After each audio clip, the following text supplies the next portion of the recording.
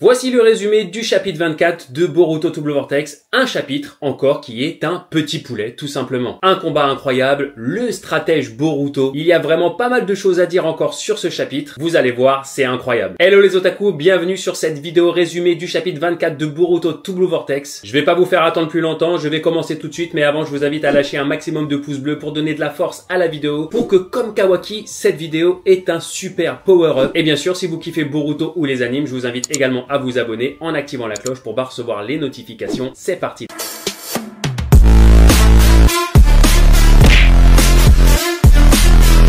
Je l'avais dit dans mes précédentes vidéos, le chapitre commence par un flashback. Ikemoto adore nous mettre un petit flashback au milieu d'un combat. Là, le flashback n'est pas aussi grand que je le pensais, mais il y a quand même un petit flashback qui nous explique une chose importante. On revoit Kawaki et Boruto sur la montagne des Hokage. Vous vous rappelez, il y a 3 ou 4 chapitres. Et c'est à ce moment-là, comme je l'avais dit dans mes vidéos précédentes, que Boruto a élaboré son plan. Il explique à Kawaki qu'il interviendra pour sauver tous ses compagnons, mais qu'il ne pourra pas le faire seul, qu'il a absolument besoin que Kawaki vienne l'aider. C'est pour cette raison qu'il dira à Kawaki que Amado a bridé ses pouvoirs et qu'il faut qu'il aille le voir pour qu'il lui débloque tout simplement son potentiel offensif. Et Kawaki acquiesce, il a pu constater de la puissance de Jura. Il lui dit même que même tous les deux réunis, ils ne feront pas le poids face à Jura. Donc Kawaki est vraiment conscience de la puissance de Jura. Sauf que le plan de Boruto n'est pas de vaincre Jura. Il lui dit clairement, on ne peut pas le battre actuellement. Le plan est tout simplement de faire en sorte que personne ne meure. Pour cela, Boruto dit à Kawaki qu'il utilisera sa technique Iraishin. Il lui montre son symbole. Il lui explique à la même occasion comment sa technique fonctionne. Il va insérer du chakra à ce symbole et c'est grâce à ce symbole que tout le monde pourra se sortir sain et sauf du combat contre Jura. Voilà comment Delta a pu retrouver Konohamaru et Mitsuki et Sarada au point de rendez-vous. Voilà comment Kawaki a su qu'il devait rejoindre Boruto pour lui venir en aide. Et voilà pourquoi Boruto dans le chapitre précédent a dit à Kawaki qu'il a été long pour intervenir. Tout cela fait partie du plan mis en place par Boruto quelques chapitres auparavant déjà. Boruto le stratège, digne successeur de Sasuke, mais ça nous montre également que Boruto n'a pas confiance en Kashin Koji. Car s'il avait confiance, il aurait tout simplement suivi aveuglément le plan de Kashin Koji, mais il ne l'a pas fait. Il devait se douter que Kashin Koji était certainement prêt à sacrifier des compagnons à Boruto, comme par exemple Konohamaru ou autre, chose que Boruto ne peut pas acquiescer tout simplement. C'est donc au travers des 2 premières pages de ce chapitre, qui sont justement liées à ce flashback, qu'on comprend tout ça, et on enchaîne directement avec le combat Kawaki contre Jura. Là, c'est le leaks numéro 2, lorsque Jura fonce sur Kawaki, il lui assène un Bijudama que Kawaki absorbe. Je le disais justement dans une petite vidéo short, attention Kawaki, en absorbant le Bijudama de Jura, tu t'exposes, Jura peut apparaître et te frapper. C'est exactement ce qu'essaye de faire Jura, sauf que Kawaki réussit à esquiver le coup. Jura lance son Bijudama, Kawaki l'absorbe, Jura réapparaît derrière Kawaki, veut lui asséner un gros coup avec son index pointu, vous voyez, Kawaki se retourne, a juste le temps d'utiliser son dojutsu pour rétrécir et esquiver l'attaque de Jura. Et là, on voit apparaître 4 gros cubes au-dessus de Jura, la fameuse technique de Ishiki que Kawaki possède désormais. On voit Boruto qui sent que là, il faut vraiment qu'il s'éloigne du combat, sortir de la zone de combat. Jura utiliser un Bijudama pour faire péter un des 4 cubes. Sauf que pendant ce temps-là, Kawaki a réussi à se rapprocher de lui et lui mettre un gros coup, vous savez, avec son bras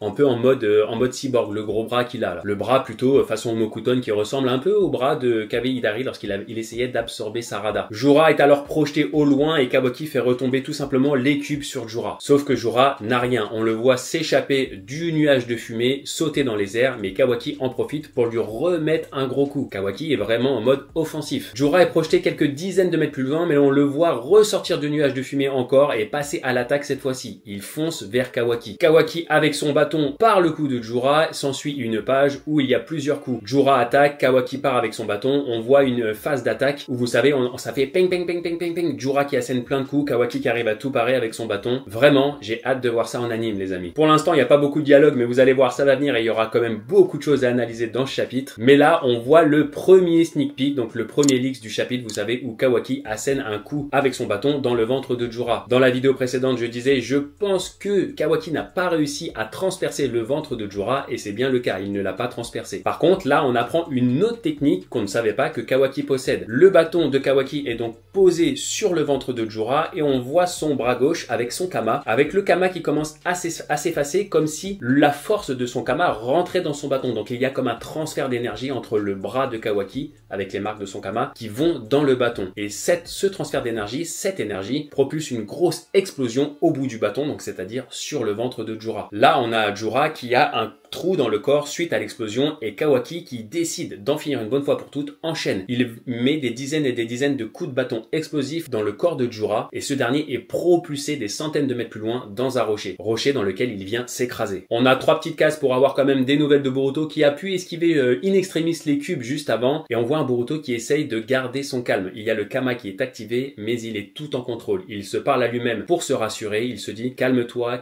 Boruto. Tout va bien pour le moment. Là, on voit un Kawaki qui s'approche de manière grotesque en marchant calmement de là où vient de s'écraser Jura et on voit Jura complètement écrasé dans le rocher, complètement déchiqueté. Il a la main gauche déchiquetée, l'épaule déchiquetée, le ventre déchiqueté, il n'a plus de jambes et on voit d'ailleurs Sumire et Amado qui regardent le combat au travers des yeux de Kawaki. Parce que oui, il ne faut pas oublier que Amado voit au travers des yeux de Kawaki comme il voit au travers des yeux de Delta. La chose étonnante, c'est que Sumire est aux côtés de Amado, donc elle le voit bien que Amado regarde au travers des yeux de Kawaki. Donc soit Kawaki est au courant et laisse faire, soit Sumire vient de l'apprendre et en parlera à Kawaki, que je vois pas Sumire garder le secret. C'est peut-être même étrange qu'elle ne se dise pas comment ça se fait que Amado a implanté une sorte de caméra dans les yeux de Kawaki. À quoi il joue? Est-ce que c'est un espion? Vraiment, ça amène un côté un peu étrange de Amado, le côté étrange que nous on savait, mais que on était les seuls à savoir jusque-là. Là, Sumire est vraiment aux côtés de Amado et je vous dis, elle regarde la scène, le combat au travers des yeux de Kawaki. Elle le voit comme Kawaki voit le combat. Donc comment est-ce qu'elle réagit? Le fait qu'elle ne soit pas étonnée plus que ça ou le fait qu'on ne voit pas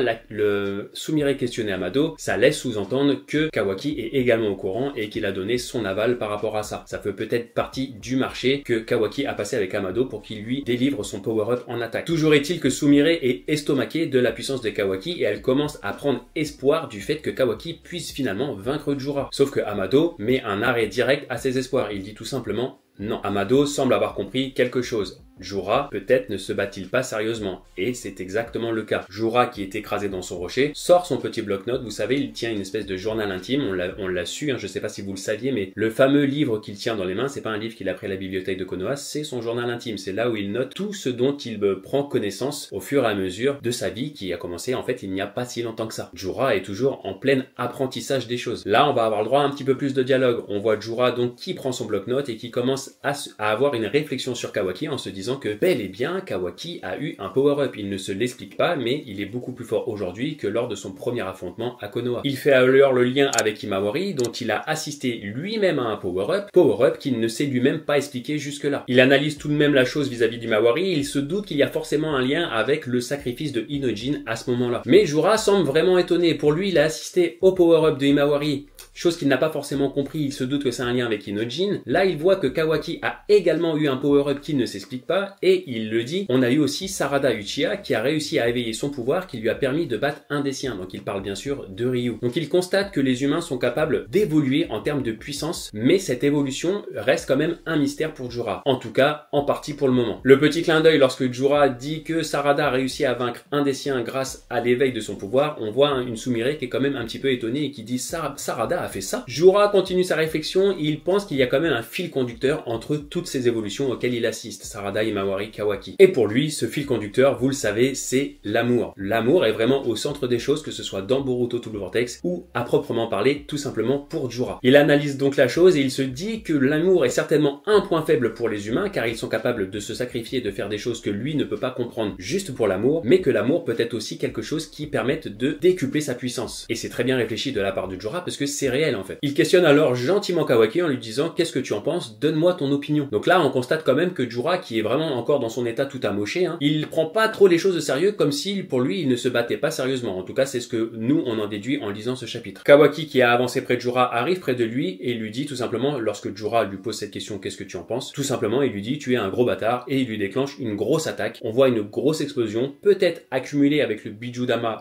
qu'il a absorbé. Je sais pas s'il a la même capacité que Momoshiki ou pas, mais en tout cas l'attaque de Kawaki est ultra puissante. Et là il se passe quand même quelque chose d'extraordinaire. Suite à l'attaque explosive de Kawaki, on voit vraiment le décor qui vole en fumée. On ne voit absolument plus rien, il y a plein de fumée. On aperçoit juste des petites tentacules un peu ombragé, et là il se passe quelque chose, je vous disais, d'un peu extraordinaire. On voit des racines qui sortent du sol, et on voit que ces racines foncent sur Jura, rentrent dans son œil, rentrent dans son corps, et sont en train de régénérer Jura. Donc la chose incroyable qu'on peut s'expliquer, c'est que Jura n'a pas besoin d'aller dans son repère pour se régénérer. Il peut faire appel aux racines, certainement de ces arbres Shinju, ces arbres célestes, pour le guérir, même sans aller dans son repère. Donc il y a un fort lien tout de même entre Jura et les racines, un peu comme Matsuri qui pouvait communiquer avec les racines. Lui, Jura, il a carrément un lien pour faire venir les racines, le guérir. On ne sait pas si c'est les racines qui sont dans son repère qui ont fait tout ce chemin-là pour le guérir. Est-ce que Jura a gagné un petit peu de temps depuis pour ça? C'est une possibilité. Ou est-ce qu'il est vraiment en lien avec toutes les racines qui sont dans tous les sols? Au moment où les racines viennent le guérir, Jura répond à Kawaki qui vient de lui mettre une grosse attaque dans la tête en lui disant « Attends, ne t'emballe pas, je voulais tout simplement que discuter. » Et là, on voit un Jura dans la prochaine page qui est totalement guéri. Il est comme neuf. Et là, ce qu'il va s'en suivre est vraiment super intéressant. Je vous invite à bien ouvrir vos oreilles. Jura dit à Kawaki qu'il est très étonné de le voir venir à la rescousse de Boruto, car pour lui, la seule chose qui importait pour Kawaki, c'était de protéger le 7e Hokage, Uzumaki Naruto. Première chose qui est très intéressante dans ce dialogue, c'est comment Jura sait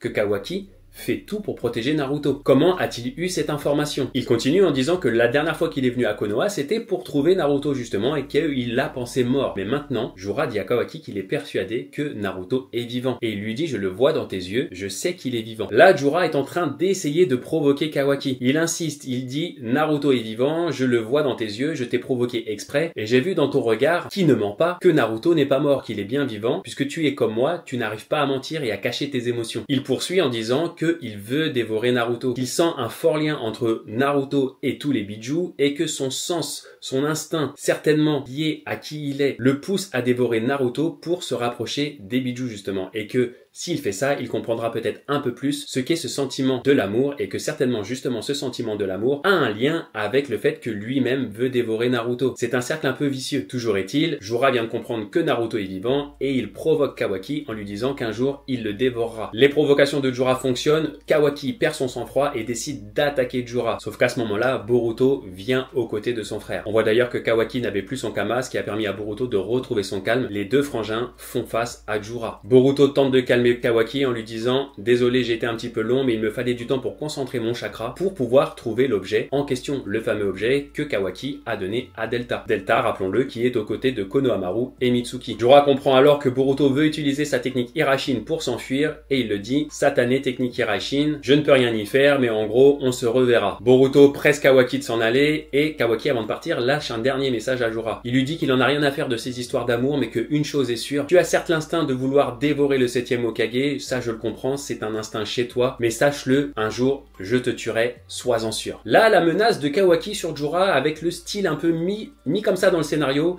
je suis maintenant quasiment à peu près sûr que c'est Kawaki qui arrivera à tuer Jura. En général, quand les auteurs nous font un petit truc comme ça, c'est pour que dans quelques chapitres plus tard, on se dise, tu te rappelles, il lui avait dit qu'il tuerait un, là il l'a tué, bah il l'avait prévenu.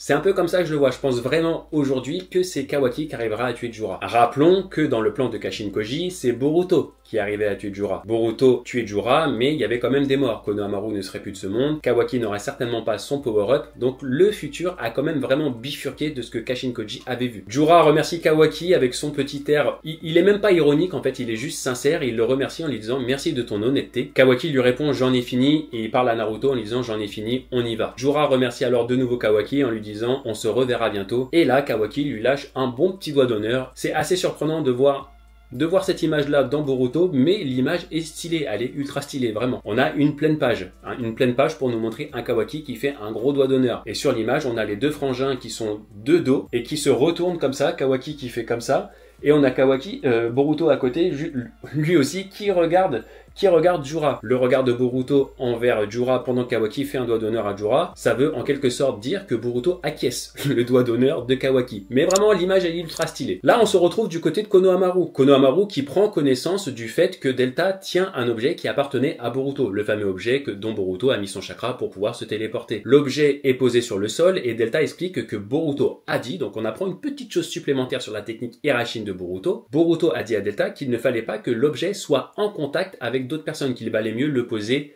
sur le sol par exemple. Certainement pour pas que les chakras rentrent en combativité, j'ai envie de dire, pour que Boruto puisse détecter le chakra plus facilement. Donc Delta propose de s'éloigner un petit peu de l'objet. On voit Mitsuki qui est là aussi, et on voit Sarada qui est toujours dans les pommes, appuyé sur un rocher. Et là la scène est très très drôle les amis, puisque Boruto et Kawaki arrivent. Oui, ils se sont téléportés, sauf que ce qui n'était pas prévu, en tout cas de la part certainement de Boruto, parce que je le vois pas faire ça, ni de la part de Kawaki, ni de la part de Konohamaru, c'est que Kawaki arrive avec son pied sur la tête de Konohamaru, et on voit Konohamaru qui fait « Oh putain !» Il se prend son gros pied comme ça, et on le voit tomber au sol. Et il est en colère, Konohamaru, il est en colère parce qu'il vient de se faire piétiner par Kawaki. La scène est vraiment drôle. Boruto s'excuse, il avait certainement pas prévu une arrivée comme ça, mais la première chose, il va droit au but, la première chose qu'il demande c'est est-ce que vous avez le Togedama? Donc là il parle du Togedama de Matsuri, puisque Araya est parti avec le Togedama de Ryu Asuna. Et Boruto ne perd pas de temps et il dit on va utiliser ma technique, on va directement s'envoler vers Konoha. Donc là on aura certainement dans le prochain chapitre, parce qu'on le verra pas là, la délivrance, le sauvetage j'ai envie de dire de Moegi, et certainement le sauvetage de Shinki, et donc peut-être sauvetage de Gaara. Rappelons qu'on a vu dans les visions de Kashin Koji un Inojin et une Himawari, et certainement un Shikadai qui était également Asuna. Pour Himawari, je m'avance un petit peu, je pense qu'elle sera aux côtés d'Inojin, on l'a pas forcément vu, mais en tout cas, Inojin et Shikadai seront Asuna, donc il y aura certainement un lien avec le Togedama et la libération de Shinki. Là, on voit un petit passage entre Eida et Kashin Koji, Eida qui dit que finalement la situation n'est pas si grave. Kashin Koji, lui, n'est pas si optimiste, il estime que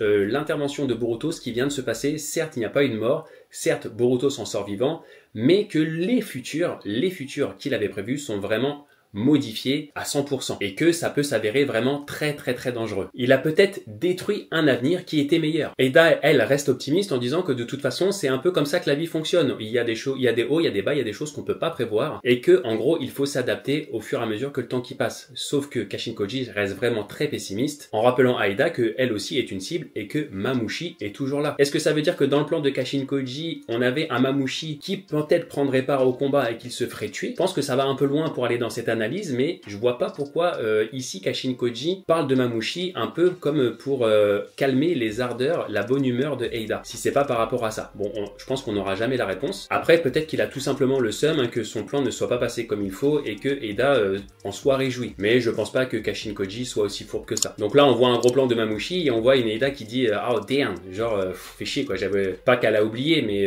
ça l'embête cette histoire de Mamushi quand même. Dans l'avant-dernière page du chapitre, on voit Jura qui est de retour à son repère des Shinju et on a un Hidari qui lui tape la converse. Ça faisait longtemps qu'Hidari n'avait pas dit un mot et il dit c'est quoi cette tête d'enterrement en gros que tu fais Jura? Et Jura lui répond c'est absolument l'opposé, ce n'est pas une tête d'enterrement, au contraire il est ravi, Jura est ravi parce que Kawaki l'a en gros félicité. Alors le mot félicité il est un peu contradictoire mais c'est dans le...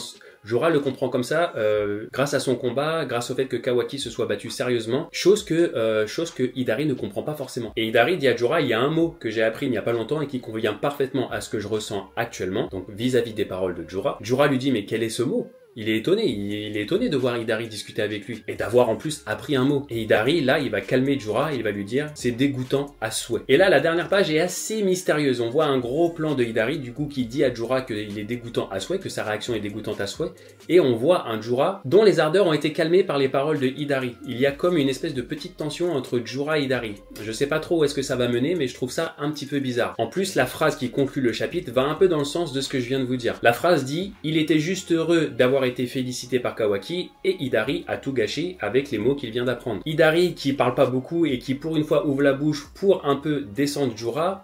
La dernière image où on voit un Jura un peu vénère de ce que Hidari vient de dire. La petite tension entre les deux, je sais pas, je trouve ça un petit peu chelou. Bon, je sais que vous allez me dire, j'insiste avec ma théorie Sasuke Hidari, mais pourquoi Hidari ouvre la bouche là tout d'un coup et va casser Jura? Je sais pas, il y a vraiment un truc chelou autour de ce personnage de Hidari et je mettrai toujours ma main à couper, en tout cas tant que j'aurai pas la contradiction qu'il y a peut-être un lien avec Sasuke. Voilà les amis, le chapitre se termine comme ça. On en saura certainement donc un peu plus à la sortie du 25e chapitre. On en saura plus sur la libération de Moegi, sur la libération de Shinki, peut-être de cet échange mystérieux entre Hidari et Jura. J'espère que vous avez kiffé, n'hésitez pas à me le dire en commentaire. N'hésitez pas à me dire également si vous avez des théories, des idées auxquelles j'ai pas forcément pensé. Comme d'habitude, vous savez que je lis tous les commentaires et je réponds à un max de vos commentaires. Si vous êtes encore là, c'est que vous avez sûrement passé un bon moment, donc je vous invite à lâcher un pouce bleu et si vous n'êtes pas abonné, bah franchement, c'est le moment de le faire et pensez bien à activer la cloche pour recevoir les notifications. J'espère que vous avez passé un bon moment, je vous dis à très bientôt les otaku. Tchou!